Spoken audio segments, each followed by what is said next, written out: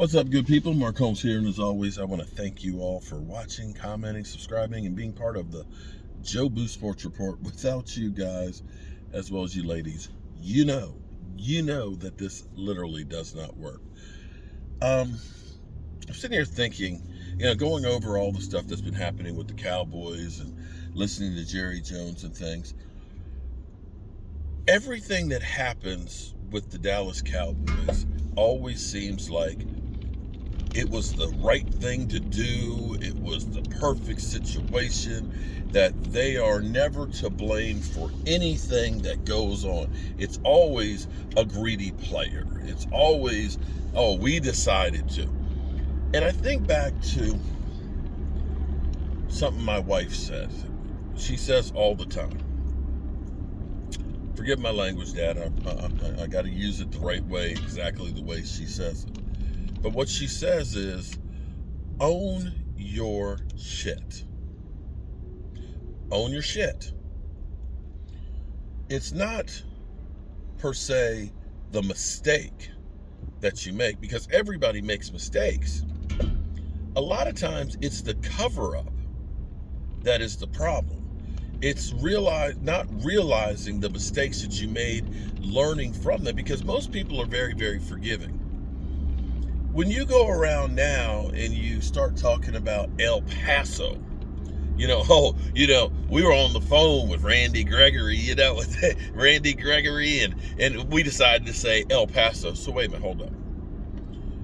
You're trying to sell us on the idea that you never really wanted Randy Gregory, that you were going to do, basically, you were doing a favor for Randy Gregory, is the way it's coming across.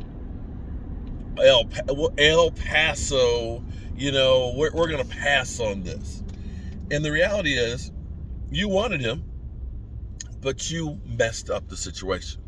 Just saying, hey, it would be better, instead of us feeling like you are literally lying to us, that you just say, hey, you know what? We were trying to work out a deal for as best as possible for the Cowboys, as well as Randy Gregory. We just couldn't come to terms with it. But this whole thing that you're trying to say, now, just makes you look bad. It just makes you look terrible. And this is where it kind of drives you crazy, because you look at this situation and from the outside, and you know that you're being crapped on by the Cowboys, that they're literally lying to you. The thing that you're trying to sell now is, well, we're better off because we decided we didn't want that deal. Let me ask you this, son. Here's where you kind of say, I hear what you're saying, but it doesn't add up. Because you knew what the deal was when you picked up the phone with Denver, when he already pretty much was ready to sign the contract. Then why did you pick up the phone and call him? Why did you pick up the phone to call the agent to try and renegotiate this deal that was pretty much already done? That's where you look at it and say, sorry, you don't quite have credibility on that one. And then to turn around and say, oh yeah, well, we're better off signing this one. Then how come you negotiated with him at all? If you knew that you were better off using the money elsewhere, then why were you negotiating with them? These are things that I look at and say, bullshit. But herein lies the problem for the Cowboys. And I think about this in life and in business. We've always seen big businesses. Right now we look and say, oh my God, Amazon. That's the biggest thing out there. At some point, we're going to look at Amazon and say, damn, what happened to Amazon? I remember when Kmart, that's right, Kmart, and Sears, when these companies were big. Hell, you could look at Walmart and say Walmart's not as big as they've been because of Amazon.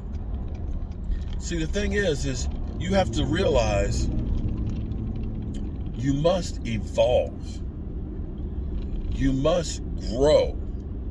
You must change what you're doing, or else you will die. Just like the dinosaurs that were the biggest thing that was going. And herein lies the Dallas Cowboys. Unfortunately, the dynamics of business have changed from the time free agency started. Free agency changed the landscape some 20 plus odd years ago. The Cowboys never adapted to that change and understanding how to deal it. Now, free agency, some teams do it good, some teams have done it bad. You could look at Washington and say Washington has not learned how to do free agency because constantly they overpay guys, keep them for 2 years, and then they release them and have dead money. Some teams have learned how to do it the right way in a New England, which launched them to more Super Bowls than anybody else. They understood how to work and get compensatory picks and understanding that it's not about me keeping a great player under a big fat contract. It's about me getting something for that player. The landscape is evolving again now. The landscape is changing to the point where should I pay a boatload of money to a wide receiver, or should I go ahead and let them go, trade them for multiple picks, and reload with cheaper talent that's younger? And the dynamics have changed in how you build a team. It used to be you must get that quarterback at all costs. If you hit and if you try for the quarterback and you miss, it's okay. Keep swinging for that quarterback. You can look at the Cleveland Browns, who were forever drafting a quarterback in the first 2 rounds, only to see them come up lame again and continue to try and do it. You could see the Washington football team that has tried drafting first-round quarterbacks, tried bringing in other guys and so on, and having to kind of bottom basement shop on them. The Alex Smiths, now the Carson Wentz, the Ryan Fitzpatricks, they haven't been able to get that cream of the crop ones, the Peyton Mannings or the Deshaun Watson. They've been kind of going for the value ones. But you can now see the dynamics are changing on how you build a team. You're better off, instead of saying, let me take 3 number ones and move up and hope that this guy is the winner, that this is the franchise quarterback. Instead, let's go ahead and let's take those picks and let's get ourselves a good offensive line. Let's get ourselves a playmaking wide receiver. Let's get the edge rusher. Let's get these pieces together, and then we'll go out and we'll get the quarterback to go in. And in some regards, that actually makes a lot of sense, because if you think about how much the Cleveland Browns spent on quarterbacks over the years, how many game-changing players they probably could have had on the roster, then you start saying, yeah, it kind of makes sense. But the problem for the Cowboys is the Cowboys are dinosaurs, and they're still stuck on doing things the same way. That's why Stephen Jones doesn't understand about taking the risk with free agents.